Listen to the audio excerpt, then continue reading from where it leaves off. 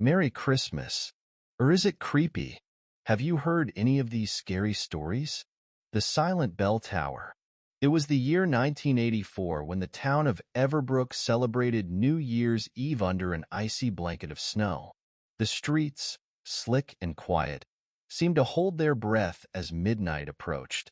The town was small, and their main attraction, the bell tower in the town square, was a relic from centuries past, abandoned for years but still standing proudly in the center of town.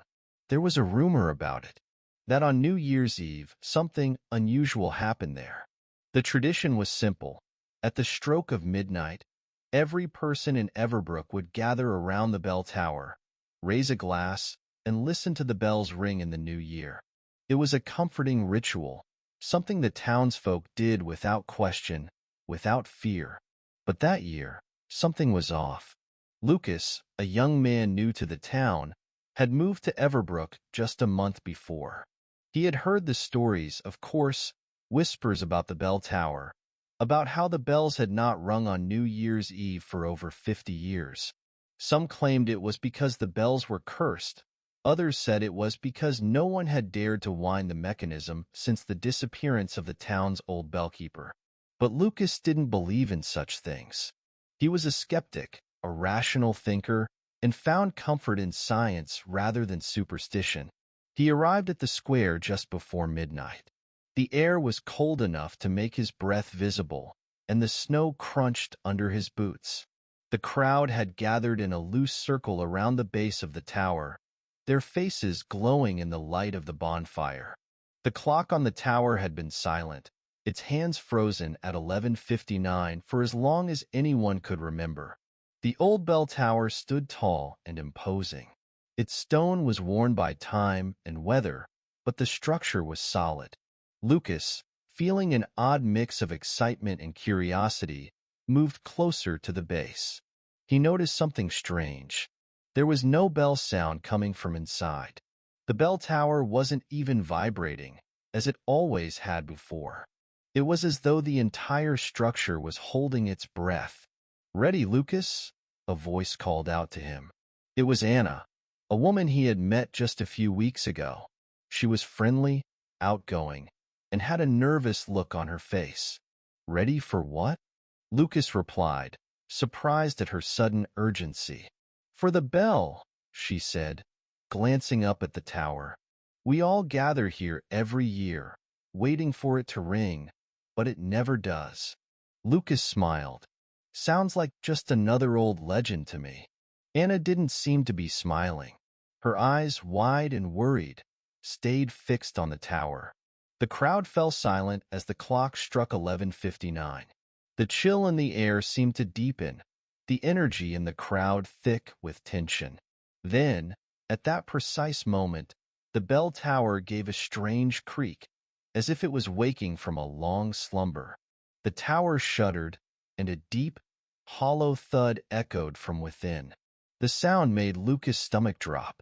It was unlike any noise he had ever heard, like the sound of something heavy, ancient, and desperate. The bell began to move, not slowly, but with an eerie, unnatural speed. The sound grew louder and louder, though there was no bell ringing, just the haunting creak of metal against stone, as if the bell itself was trying to free itself from the tower's grip. Suddenly, the bell stopped. The crowd was motionless, frozen by the unnatural sound.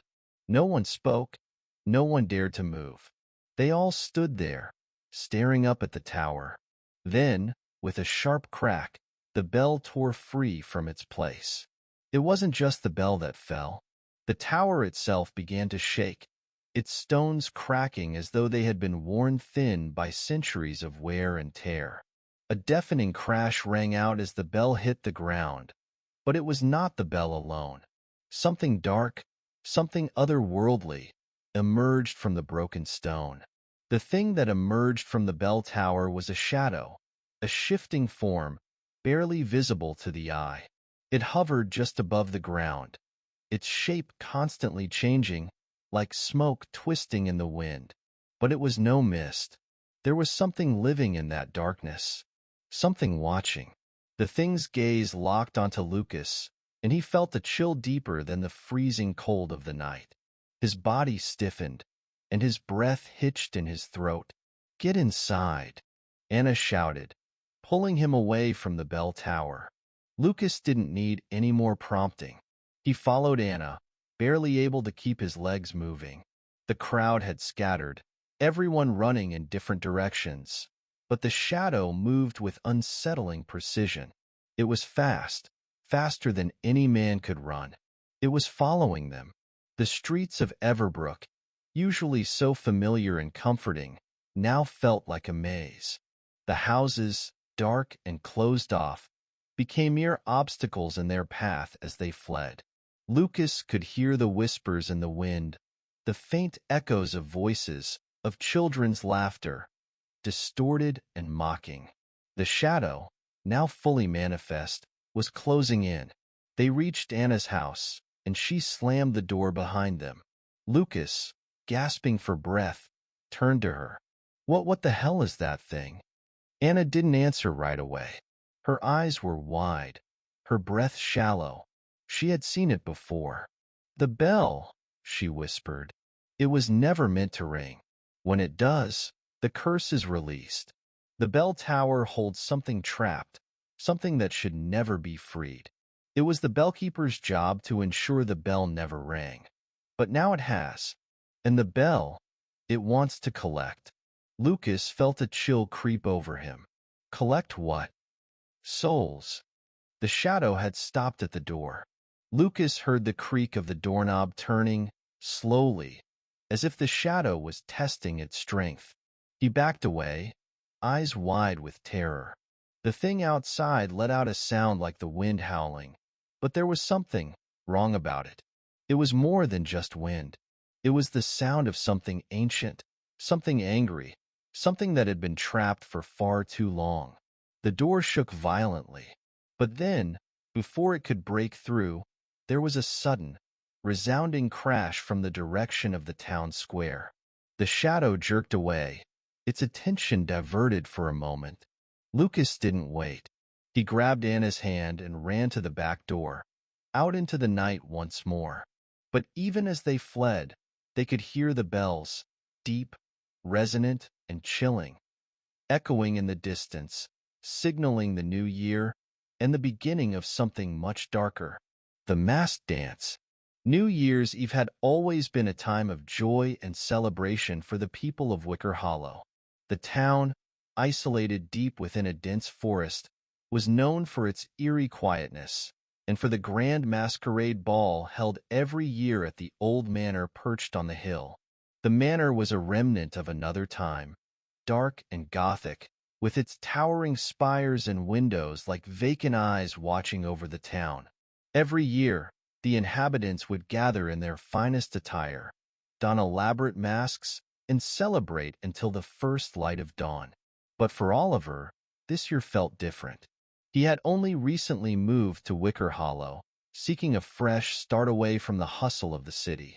He had heard stories about the manor, the ball, and the strange customs of the people who lived there. The town had a history, a kind of old-world charm that both fascinated and unsettled him. The locals seemed normal enough, but their eyes always seemed to linger just a moment too long, as if they were hiding something. When Oliver received his invitation to the New Year's Eve ball, he was both thrilled and apprehensive. The letter was sealed with black wax and written in flowing script, as though penned by hand by someone from another era.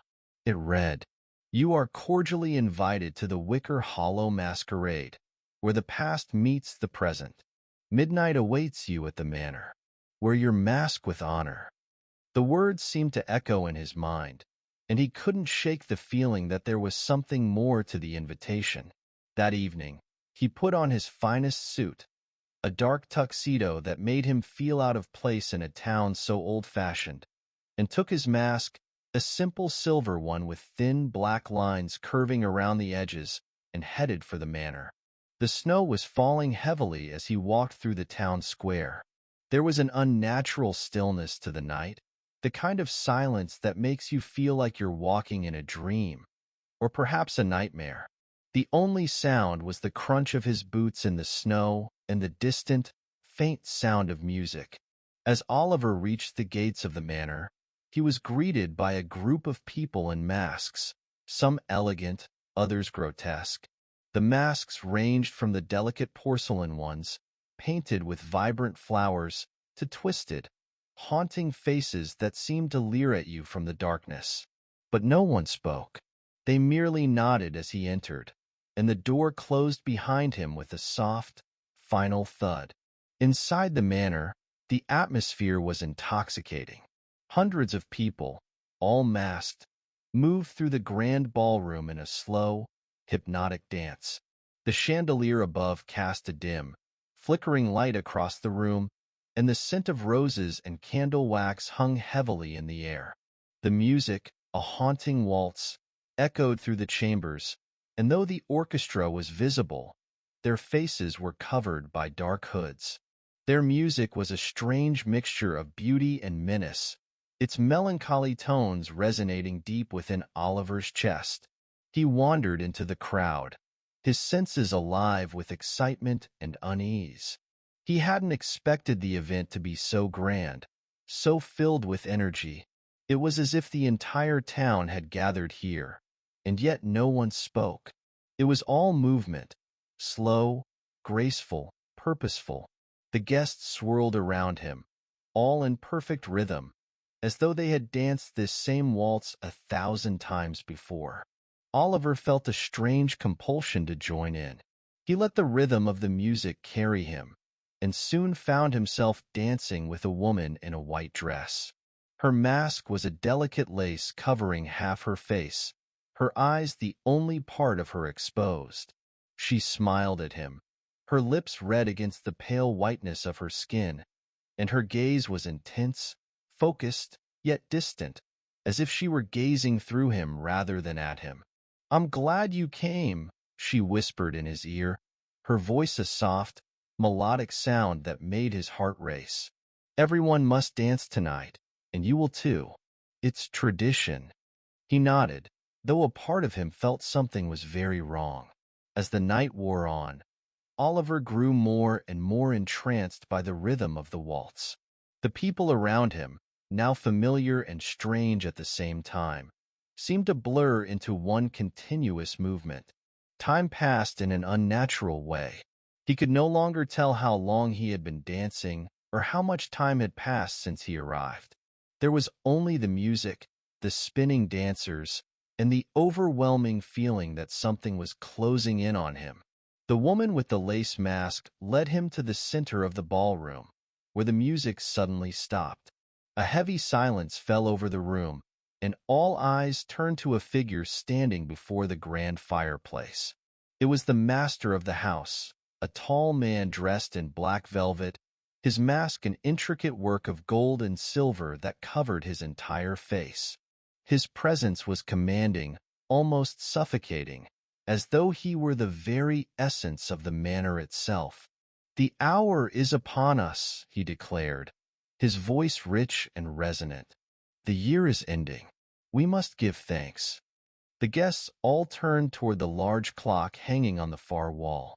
Its hands were nearing midnight, but it wasn't the clock that caught Oliver's attention. It was the faces of the dancers. Their eyes were now wide, unblinking, as though they had lost any sense of self. They moved without thought, their bodies jerking and twitching unnaturally. Their movements grew more frantic, more disjointed. The woman in white, still holding Oliver's hand, smiled again. But this time it was a grin too wide, her teeth sharp and glistening in the low light. "You see," she said softly, "there's a reason the masks must be worn." The clock struck midnight. As the final chime echoed through the ballroom, the guests, who had been moving in perfect unison, suddenly stopped. All at once, their masks flew from their faces, revealing the true horror beneath. There were no human faces. What had once been people were now hollow, twisted shells. Their eyes were wide open, but vacant, like marionettes with their strings cut. The woman in white looked at Oliver one last time, her lips curling into that sinister smile. "We've waited for you," she whispered.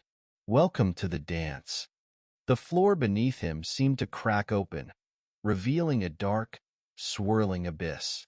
And before he could move, before he could even scream, the hands of the dancers reached for him. Cold, bony hands.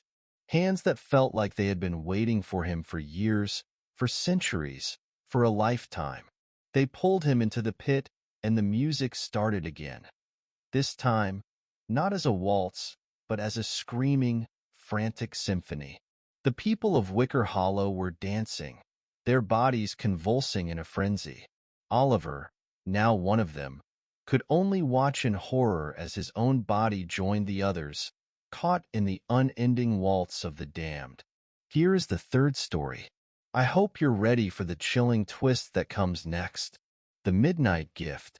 The snowstorm raged outside, thick flakes swirling in the wind, making the world beyond the windows look like a blurred, shadowed nightmare. Inside the small, cozy cottage of the Rivers family, all was quiet, save for the soft crackle of the fire and the occasional clink of wine glasses.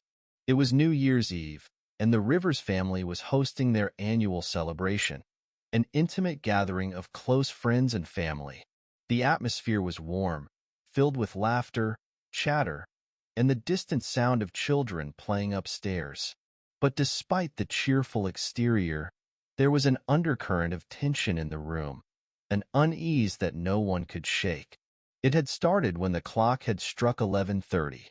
Lena Rivers, the matriarch of the household, had gone upstairs to check on the children, only to return with a strange look on her face, a mixture of confusion and dread. She had tried to brush it off when her husband asked her about it, but something in her demeanor had shifted. "I'm just being paranoid," she said, forcing a smile. "It's nothing. Probably just the storm." But even as she said it, her fingers had been trembling. No one else noticed, except for her daughter, Emily. "Mom, what's wrong?" Emily had asked, her voice barely a whisper. Lena had looked at her, her expression flickering with something dark. "It's nothing, sweetheart. Don't worry." But that didn't explain the strange feeling Emily had gotten when she had gone upstairs herself to check on her little brother, Luke. The house was eerily silent, the only sound being the hum of the storm outside. And yet, as she stood at the top of the stairs, she could have sworn she had heard a soft whispering, a voice just on the edge of hearing, too faint to make out, but unmistakable nonetheless. She had shaken it off as her imagination running wild, but when she entered Luke's room, she found it odd that he was still awake, his wide eyes fixed on the door as if waiting for someone. "Mom will be right in," Emily had said, trying to sound reassuring. "She's just downstairs." Luke had shaken his head. "No," he whispered. "Someone's here." Emily had dismissed his words, chalking it up to the storm or the shadows playing tricks on him. She had tucked him in, kissed him on the forehead, and left the room. But as she passed the hallway mirror, she caught a glimpse of something she couldn't explain. A figure, just behind her reflection, standing motionless in the corner of the hallway. It was barely visible, a fleeting shadow, but it was there. When she turned around, the hallway was empty. Emily had run downstairs, her heart pounding in her chest, but when she entered the living room, her mother was sitting in the same spot, smiling. The guests were laughing, drinking, enjoying themselves, none the wiser to the cold chill that had settled over the house. And then, at exactly 11:55 p.m., the doorbell rang. Lena was the first to hear it, her smile faltering for a fraction of a second.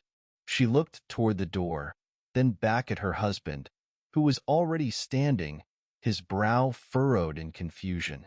"Who would be out there at this hour?" he muttered, walking toward the door. No one had been expected. Lena stood frozen in place, her fingers gripping the armrest of the chair so tightly that her knuckles were white. She didn't say anything, but her eyes betrayed her. There was something wrong, something she couldn't explain. Her husband, Carl, opened the door, and there, standing on the doorstep, was a figure. A tall man in a dark coat, his face hidden by the shadows of the night. He held something in his hand, a small, ornately wrapped box tied with a crimson ribbon. "Good evening," the man said, his voice smooth and cold.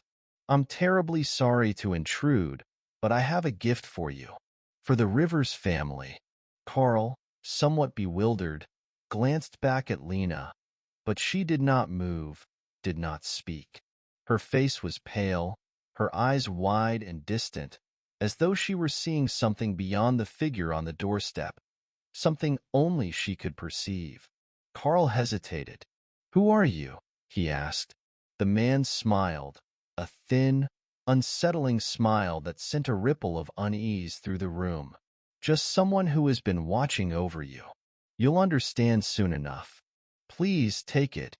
With that, the man placed the box on the doorstep and turned, walking away without another word, disappearing into the blinding snow. Carl stood at the door, staring at the box for a moment, before slowly picking it up. He turned to his wife, his face creased with concern. "What is this?" he asked. But Lena only shook her head, her breath shallow. "I don't know, but I don't like it." Despite her fear, Carl opened the box. Inside, nestled on a bed of velvet, was a small, delicate clock. It was beautiful, golden with intricate engravings, but it was not the kind of gift anyone would have expected. It was, however, exactly like the one that had been in the house when Lena was a child, a clock that had once belonged to her late grandmother. As soon as Carl touched the clock, something dark seemed to descend upon the room. The warmth that had filled the air was suddenly gone, replaced by a biting cold that seeped into their bones. The laughter from the party outside seemed to fade, replaced by an eerie, hollow silence. Lena stepped back, her face draining of color. She knew, deep down, what the clock meant. "This is impossible," she whispered. "This can't be real." But it was.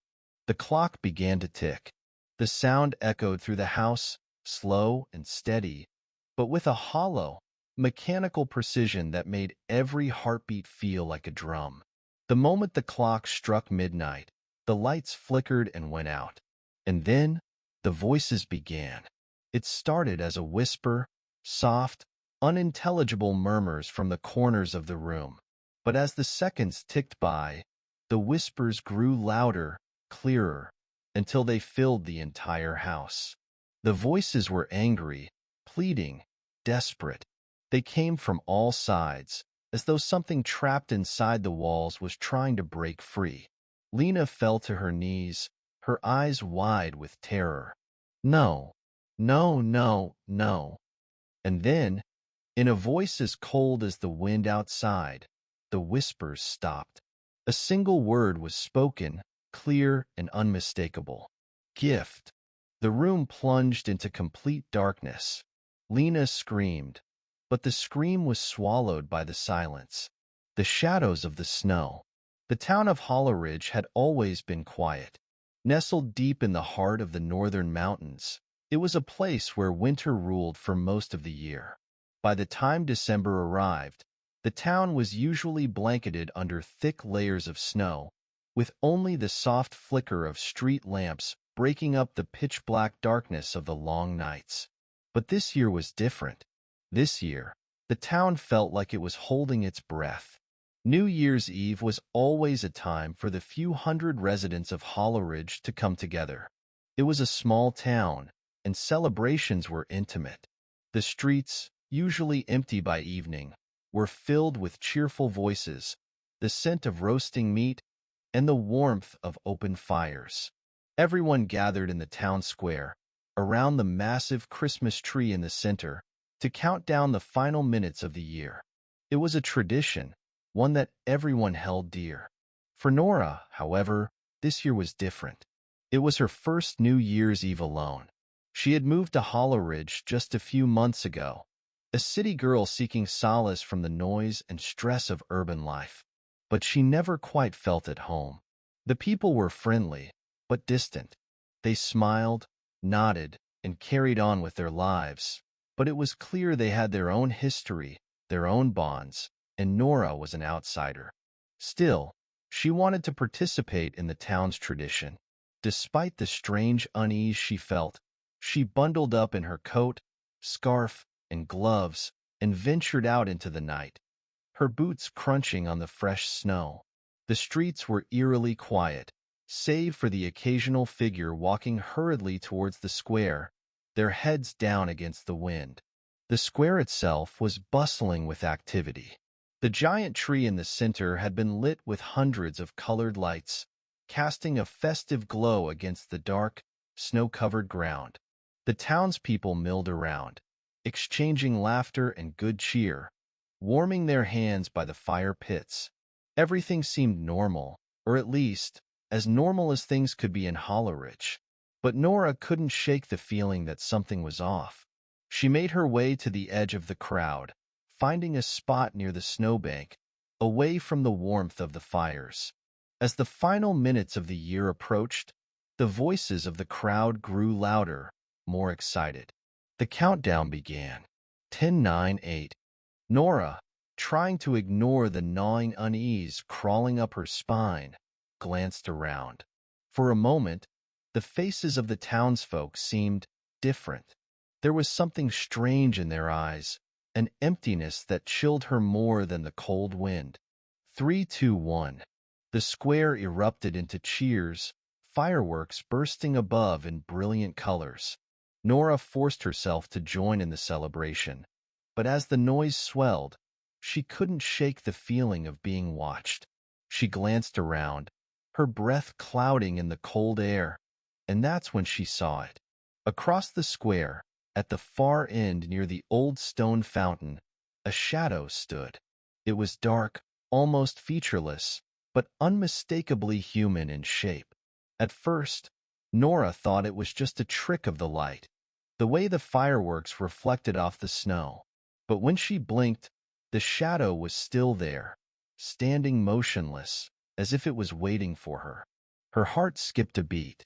The shadow wasn't like the others, not like the shapes of the crowd, their figures lit by the firelight. It was dark, far darker than it should have been. In the pale light of the square, it was almost black, a void of shadow.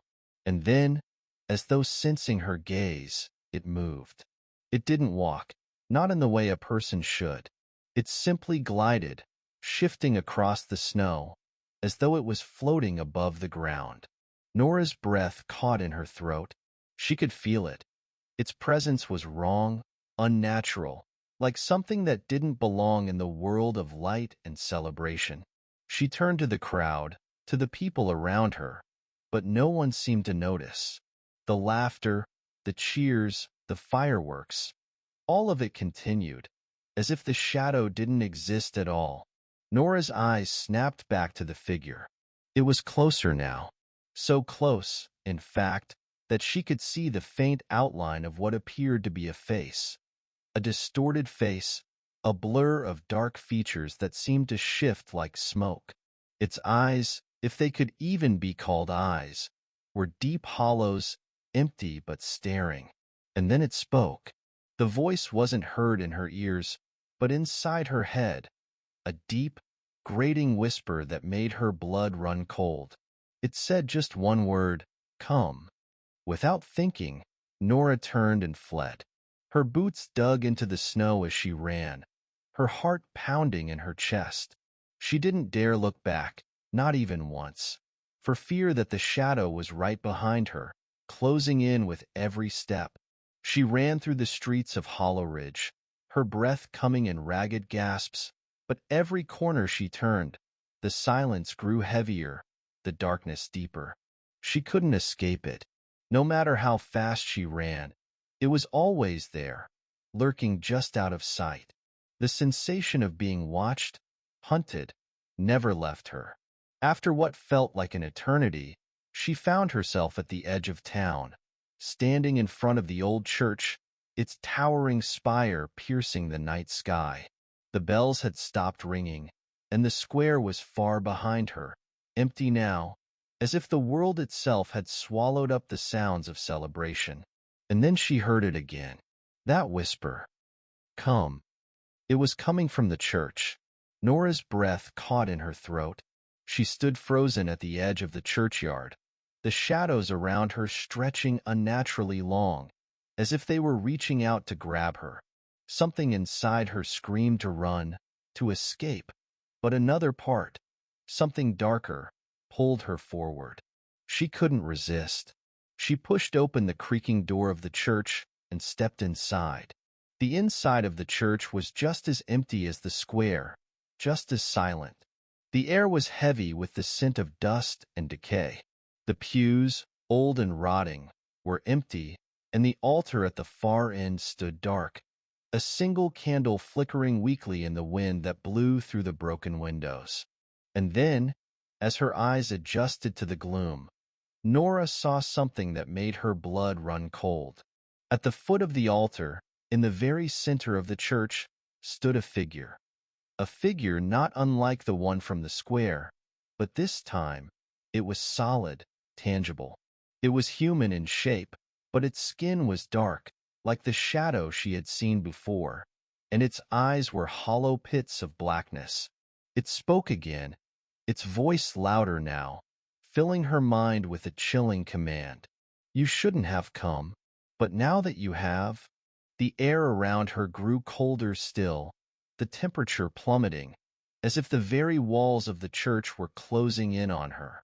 Before she could react, the doors slammed shut behind her, and the last thing she saw before everything went black was the empty, gaping eyes of the shadow, watching her, waiting. The silent countdown. The town of Ainsley had never been one for large celebrations, and that was just the way the people liked it. Tucked away between thick forests and dense fog, Ainsley was a place that felt forgotten by time, a town where the past lingered like the scent of damp earth in the cold air. Its streets were narrow, and the houses were old, crumbling relics from a bygone era, with creeping ivy and peeling paint. The residents were quiet, reserved, and only a few families ever left. But for Sarah Green, New Year's Eve in Ainsley was supposed to be different. It was her first year in the town. After moving from the city to escape a past she preferred not to remember. The isolation, the quietness, the sense of being alone, it all felt right. She had rented a small cottage on the outskirts, far away from the main square, and for the first time in a long while, she was looking forward to a fresh start. As the evening approached, she decided to visit the town hall. There had been mention of a small gathering, nothing extravagant, just a quiet way to ring in the new year with the few people who lived there. It wasn't much, but it would be something. She needed the connection. The town hall was an old building, set on the edge of a small park. It looked like it had been built centuries ago, with a large clock tower looming above it, frozen at the same time for as long as anyone could remember. When Sarah arrived, the doors creaked open to reveal a dimly lit room. A few residents were scattered about, sipping drinks and chatting in hushed voices, while others sat at long tables, their faces obscured by the shadows of the flickering candlelight. There were only a dozen or so people, and most were older, their weathered faces betraying years of secrets. "Welcome to our celebration," said a tall, thin man who greeted her at the door. His face was sharp, and his eyes gleamed unnaturally bright, but his smile was kind, too kind. "We're glad you could join us." "Thank you," Sarah replied, trying to mask her unease. She wasn't used to this kind of welcome. There was a coldness in the air that she couldn't place. As the night wore on, the party continued in the same subdued manner. The clock tower outside struck the hour, and the people would raise their glasses, but always with an unspoken tension in the air. It wasn't the festive joy she had expected, but rather an odd solemnity. Every few minutes, She caught someone glancing toward the clock on the wall, a large, ornate timepiece that hung above the fireplace, its brass hands ticking ever so slowly. She felt eyes on her. Every now and then, someone would stare at her, their gaze lingering a little too long, before they'd quickly turn away.